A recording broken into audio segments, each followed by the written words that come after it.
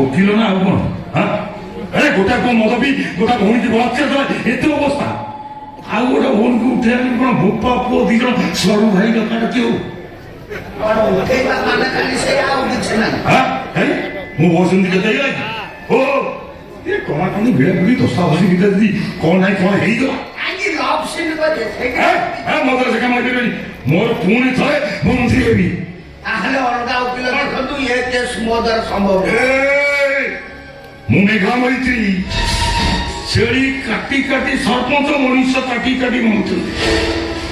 ଦିଟା ଝିଅ ମୋ ଗେଣ୍ଡୁ ହଲେଇ ସେଇ ଇଲେକ୍ସନ ଅଛି ବୋଲି ଏପର୍ଯ୍ୟନ୍ତ ମୋ କତୁରୀଟା ବାହାରିନି। ହେଲେ ଆଜି ଏମିତି ଖେଳ ଖେଳିବି ଆପେ ଆପେ ବାଟକୁ ଆସିଯିବେ ସେମାନେ ବୁଝିବେ ସେମାନଙ୍କ ଔକାତଟା କେତେ।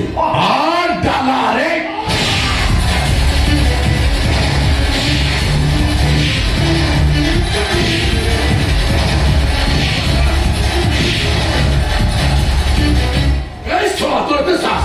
ତୁ ମୋ ଉପରେ ବସି ମୋ ପରେ ଯୋଉ ଟଙ୍କା ଯୋଉ କରିବୁ କଣ କରୁଛୁ? ଆପଣ ଏବେ ଏସ୍ପି କଣ କରୁଛୁ? ଏ ଛଅଟା ଏବେ ଆସିବ ଦରକାର। ଆରେ ସେଇଗଲେ ସସ୍ପେଣ୍ଡ ହେଇଯିବ। ସସ୍ପେଣ୍ଡ ହେଇଗଲେ ଘରେ ଦିଦିଟା ପଢିଲା ଝିଅ ସେମାନେ ରହିବେ ଯେମିତି ଖାଇବେ କଣ ତା ଛଡା ସେମାନଙ୍କ ବାହାଘର ବୟସ ହେଇଗଲା ମୁଁ କିଛି ଶୁଣିବିନି। ଇଏ ଛୋଟ ମୋ କେସ୍ କରିବ ଅଥଚ ମୋ ରୁମରେ ବସି ମୋ ପରେ ଯୋଉ ଟଙ୍କା ଯୋଉ କରିବ ଚୋରି ପୁଣି ଘରେ ଆଉ ଧାରା 379 ଲାଗିବ 3 ବର୍ଷ ସଶ୍ରମ କାରାଦଣ୍ଡ ଜୋରିମାନା ବି ପଡିପାରେ। ଆପଣ ଚାହିଁଲେ ମୁଁ ଦିଟା ଯାକ ଲଗେଇଦେବି। ସେଇଆ କରନ୍ତୁ ଏ ସଭାକୁ ସେଇଆ କରନ୍ତୁ। ସାର୍ ଆପଣ ବିଶ୍ୱାସ କରନ୍ତୁ ମୁଁ ଟଙ୍କା ଚୋରି କରିନି। ସାର୍ ମୁଁ ବୋର୍ଡରେ ମିଛ କହୁଛନ୍ତି ମୁଁ ଚୋରି କରିନି। ତୁମେ ଘର ଦେଖିଲା ଲୋକ ଯଦି ଚୋରି କରିବ ଲୋକ ତ ତାକୁ ବିଶ୍ୱାସ କରିବେନି। ପୁଣି ପୋଲିସ ଯିଏ ଚୋର ଧରିବା କଥା ସେ ପୁଣି ଚୋରି କରିବ। ଆଜିକି 25 ବର୍ଷ ଧରି ମୁଁ ଆପଣଙ୍କ ପାଖରେ ଡ୍ୟୁଟି କରୁଛି। 25 ବର୍ଷ ଭିତରେ ଯୋଉ କାମ ରାସ୍ତା କରିନି ଆଜି ସେମିତି କାମ କରିବ ବୋଲି ଆପଣ ଭାବି ପାରୁଛନ୍ତି କେମିତି? ଟଙ୍କା ଦରକାର କୋର୍ଟରେ କେସ୍ କରିବା ପାଇଁ ଟଙ୍କା ଦରକାର ଓକିଲକୁ ଦେବା ପାଇଁ ଟଙ୍କା ଦରକାର ନିଜ ଝିଅକୁ ନ୍ୟାୟ ଦେବା ପାଇଁ ଟଙ୍କା ଦରକାର ନା। ମନ୍ତ୍ରୀଙ୍କ ଘରେ ଟଙ୍କା ନେଇ ମନ୍ତ୍ରୀଙ୍କ ପୁଅ ବିରୁଦ୍ଧରେ କେସ୍ ଲଢିବ। ତୁମେ ତ ଏକା ସିଆଣିଆ ନା। ଦେଖନ୍ତୁ ଆଉ ଆଜି 25 ବର୍ଷ ହେଲା ତମ ସହିତ ମୋ ସମ୍ପର୍କ ଯୋଉ ସମ୍ପର୍କଟାକୁ ମୁଁ ସାରା ଜୀବନ ପାଇଁ ବାନ୍ଧି ରଖିବାକୁ ଚାହେଁ। ତମେ ତମ କଥା ଶୁଣୁନ ଆମ ବିରୁଦ୍ଧରେ ଯାଉଛ ଆମ କଥା ମାନୁନ ତଥାପି ମୁଁ ତମକୁ ମୁଁ ଘରେ ରଖିଛି। ଆଚ୍ଛା ଏସବୁ ଯାହା କରୁଛ ତମେ ଠିକ କରୁଛ? ମତେ ବିଶ୍ୱାସ କରନ୍ତୁ ଆଜ୍ଞା ମୁଁ ନିଜ ରାଣ ପକେଇ କହୁଛି ଏ ଟଙ୍କା ମୁଁ ଚୋରି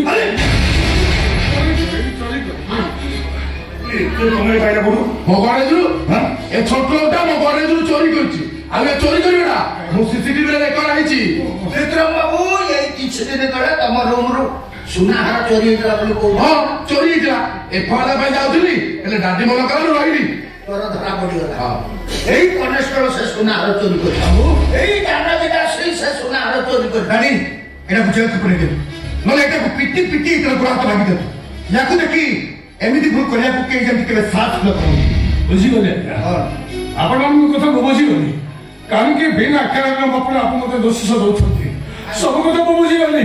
ଆଜ୍ଞା ଗୋଡା ହାତ ଭାଙ୍ଗିଦେବେ କାହିଁକି ବରଂ ସବୁଠୁ ଭଲ ହବ ମତେ ଜୀବନରୁ ମାରି ଦିଅନ୍ତୁ ମତେ କିନ୍ତୁ ଭୋଗିବେ। ଆଗ ସାପକୁ ଦରବାର କରି ଛାଡ଼ିଦେଲେ ସେ ବେଶୀ ଭୟଙ୍କର ହେଇଯାଏ।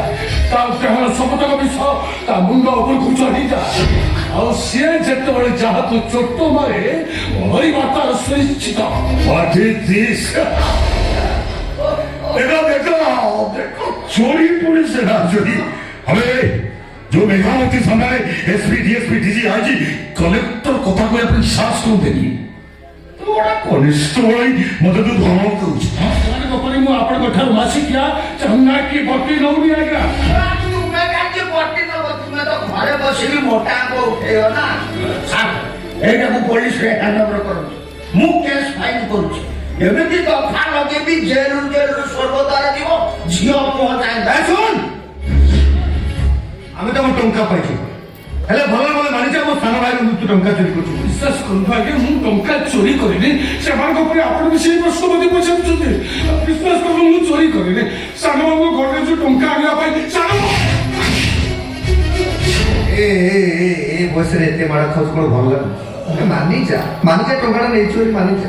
ମତେ କହିବାକୁ ଦେଲେ ତ ତୁ କହିବୁ ମୋର ନିହାତି ଟଙ୍କା ଦରକାର ଥିଲା, ତେଣୁ ସାନ ବାପ ରୁମ୍ରେ ବସି ଡୋର ଚାବି ନେଇ ଗଡେଜ କରି ମୁଁ ଟଙ୍କା ଚୋରି କରିଛି। ଇଏ ହଉଛି ସେଇ ଟଙ୍କା। ଏଇ କଥା କହିଦେବ କଣ? ଅଞ୍ଚଳ ଜବରଦସ୍ତ ଯୋଉଦିନ ସରକାର ମୋ ଦେହରେ ମାଟିଆ ପୋଷାକ ଖଣ୍ଡକ ପିନ୍ଧାଇଦେଲେ ସେଇଦିନଠୁ ମୁଁ ଶପଥ କରିଛି ଏ ମୁଣ୍ଡ କଟିଯିବ ପଛେ କିନ୍ତୁ ଏ ତୁଣ୍ଡ କେବେ ମିଛ କହିବନି। ଏ ଶୁଣୁ ମୁଁ ସରପଞ୍ଚ ହେଲା ବେଳେ ମୁଁ ବି ଶପଥ କରିଥିଲି, ମିଛ ଛଡା ମୁଁ କେବେ ସତ କହିବି।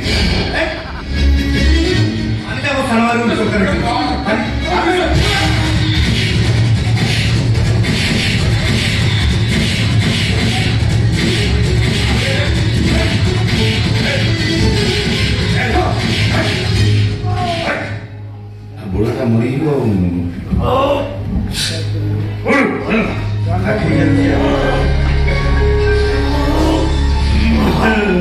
ତତେ କଷ୍ଟ ହଉଛି ବା ମତେ କଷ୍ଟ ହଉଛି। ଦେଖି ଭାଇ ତାହେଲେ ତୁ ମୋର ଗୋଟେ ନିଜ ଲୋକ ନୁହେଁ। ଦେଖି ମାନୁ ମୁଣ୍ଡ ଫାଟି ରକ୍ତ ବାହାରିଲାଣି କଣ ହେଲା? ଦେଖ କହିଲେ ମୋର ନିହାତି ଟଙ୍କା ଦରକାର ଥିଲା, ମୁଁ ସାନ ବୋଉ ରୁମ୍ରେ ପଶି ଡୋର ଚାବି ନେଇ ଗଡେଜ କରି ଟଙ୍କା ଚୋରୁଛି। ଏଇ କଥା କହିଦେବୁ କଣ ତୋର ଅସୁବିଧା ହଉଛି? ଭିଡ଼ିଓ କ୍ୟାମେରା ଅନ୍ ସେ ଭିଡ଼ିଓ କ୍ୟାମେରା ଅନ୍ କରନ୍ତୁ। ମନ୍ତ୍ରୀ ମେଘା କହିଥିଲି ଆଉ ତାଙ୍କ ଦୁଇ ପୁଅ ମିଶି ମୋତେ ମାଡ଼ ମାରି ଜୋର ଜବରଦସ୍ତ କରିବାରୁ ମୁଁ ବାଧ୍ୟ ହେଇ କହୁଛି ଏ ଟଙ୍କା କରିଥିବା କେସ୍କୁ ଉଠେଇ ଆଣିବା ପାଇଁ ଏମାନେ ସମସ୍ତେ ମିଳିମିଶି ମୋ ଉପରେ ଏକ ପ୍ରକାର ମାନସିକ ଚାପ ପକେଇବା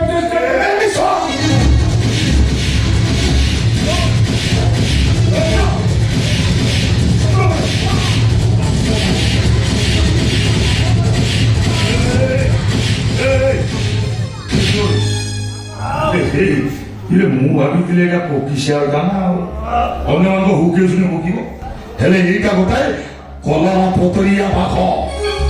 ଏ ଶୁଣ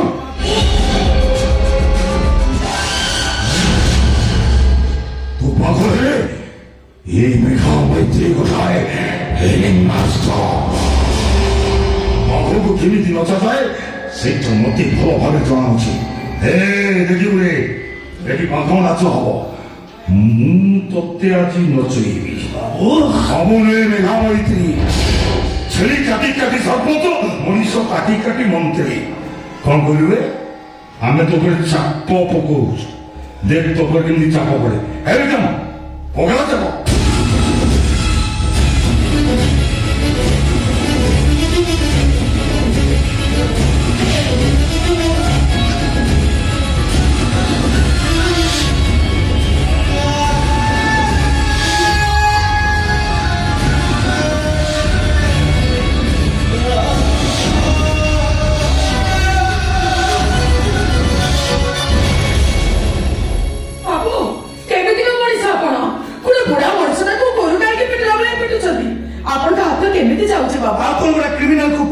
ସମ୍ବର୍ଦ୍ଧନା କଥା କ୍ରିମିନାଲ କିଏ କ୍ରିମିନାଲ କାହାକୁ ତମେ କ୍ରିମିନାଲ ବୋଲି କହୁଛ? ଆକାଶ ତୋ ବାପା ଗୋଟେ କ୍ରିମିନାଲ, କନେଷ୍ଟବଳ ଜନକ ଦାସ ଗୋଟାଏ କ୍ରିମିନାଲ। এইটা গোটে চোর আর ଯୋଉ ତାଲା ଖାଏ ସେଇ ଗୋ ଟଙ୍କା ଚୋରି କରିଛି। ଚୋରି କରିନି, ଏମାନେ ସମସ୍ତେ ମିଛ କହୁଛନ୍ତି, ଏମାନେ ସମସ୍ତେ ମିଛ। କଣ କହିଲୁ? ମିଠା ମନ୍ତ୍ରୀ ମିଛ କହୁଛି। ମିଛୁଆ ମିଛୁଆ ମିଛୁଆ।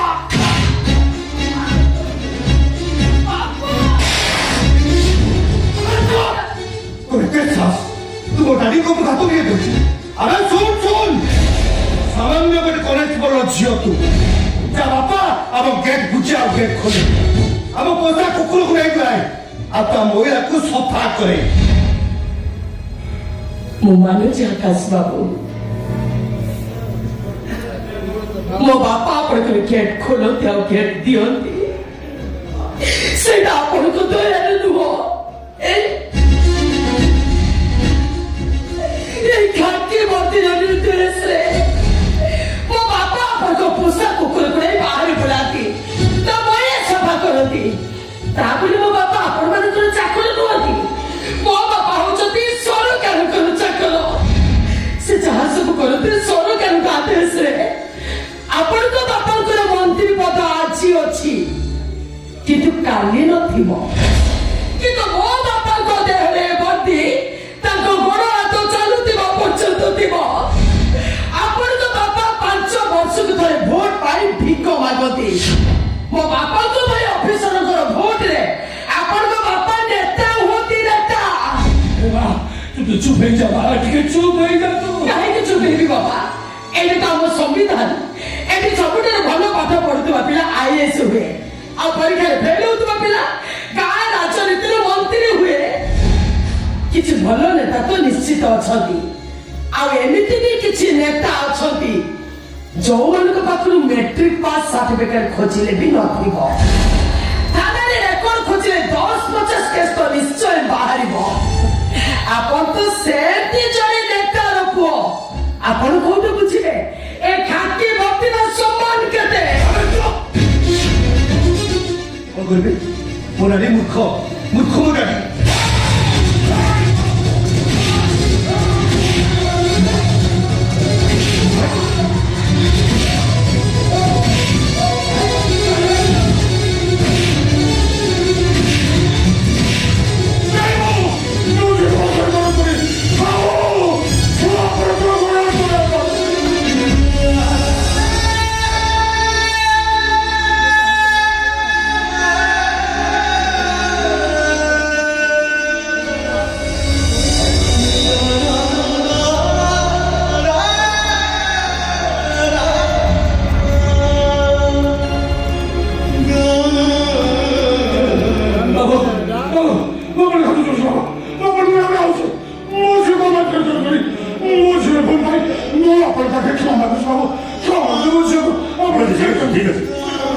ଠିକ ଅଛି ହେଲେ ଶୁଣ, ଆମେ ଯାହା କହିବୁ ତତେ ମାନିବାକୁ ହବ।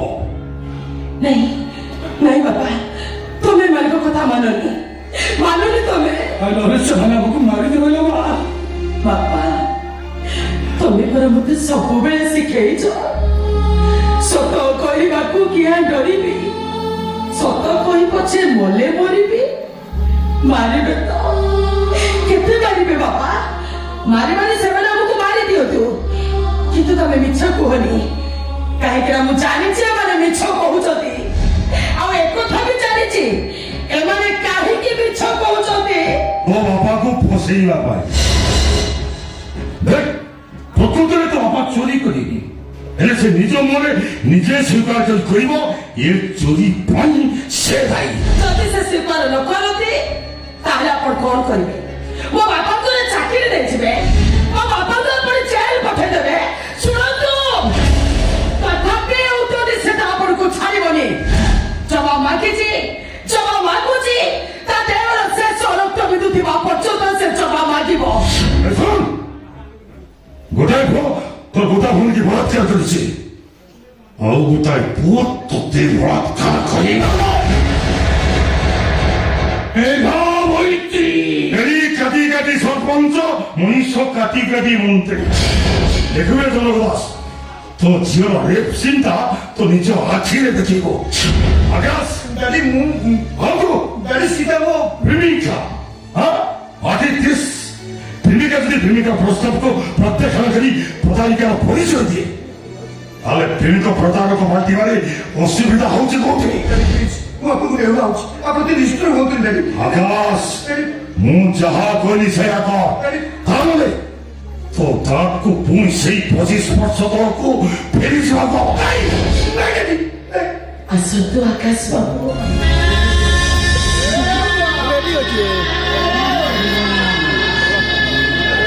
ମୁଁ ଗୋଟେ ଗରିବ ଝିଅ ସୀତା ଦାସ। ଆମ ଗରିବ ଲୋକଙ୍କର କିଛି ନାହିଁ ଆଜ୍ଞା। ଆମ ଇଜ୍ଜତ ଟିକେ କହୁଛି ଆମ ରତ୍ନ ସିନ୍ଧୁକ। ସେ ସିନ୍ଧୁକକୁ ଲୁଟ କରିଥିବା ଅପରାଧକୁ ଶାସ୍ତି ଦେବା ଘଣ୍ଟା ବେଳେ ଆମେ ଯୋଉ ଭୁଲ କରିଛୁ, ଆପଣ ଆମକୁ ଶାସ୍ତି ଦିଅନ୍ତୁ। ମତେ ବି ଆପଣ ବସତି ସଜେଇ ଦିଅନ୍ତୁ। ବାପା, ବାପା ତମେ ଆଖି ବୁଝି ଦିଅ ବାପା। ତମେ ତମେ ଆଖିରେ ହାତ ଦେଇଦିଅ, ହାତ ଦେଇଦିଅ ବାପା। ମୁଁ ନ କହିବା ପର୍ଯ୍ୟନ୍ତ ତମେ ଆଖିରୁ ହାତ ଖୋଲିବନି, ସେମିତି ଆଖି ବୁଝି ଦିଅ। ଆସନ୍ତୁ ଆକାଶ ବାବୁ, ଆସନ୍ତୁ। ଆକାଶ ମୁଁ ଫେରିବାକୁ ଆରମ୍ଭ କରିବି। জমা ডেরি করা যেতে ডেরি করিবু সেতে মো পাই বিপদ তো ভালো করে জানছ এই দুনিয়া গোটায় পটে তোর দাদ সিংহাসন গোটায় পটে ବାପାକୁ ନେଉନାହୁଛି ଆପଣ ନିଷ୍ଠୁର ହୁଅନ୍ତୁନି ঠিক আছে গেছে এ যোগু মো বেটে মুখ হয়ে যাও মনে করନ୍ତୁନି ଆକାଶ ବାବୁ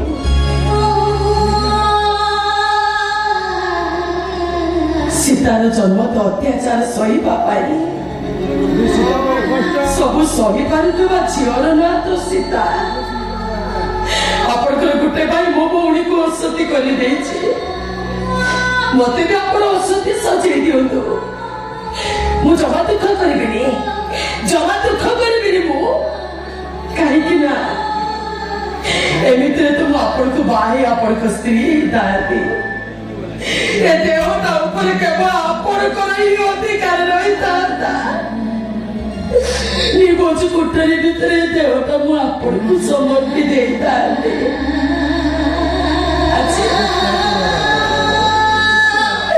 ଆଜି ନହେଲେ କେବଳ ସାମ୍ନାରେ ସମର୍ପି ଦେବି ଆଉ ତା ଯଦି ନହୁଏ ଆପଣଙ୍କ ବାପା ଯଦି ମତେ ବଳାତ୍କାର କରନ୍ତି ଆପଣ ସହିପାରିବେ ତ ମୋ ପାଗ ପ୍ରେମିକ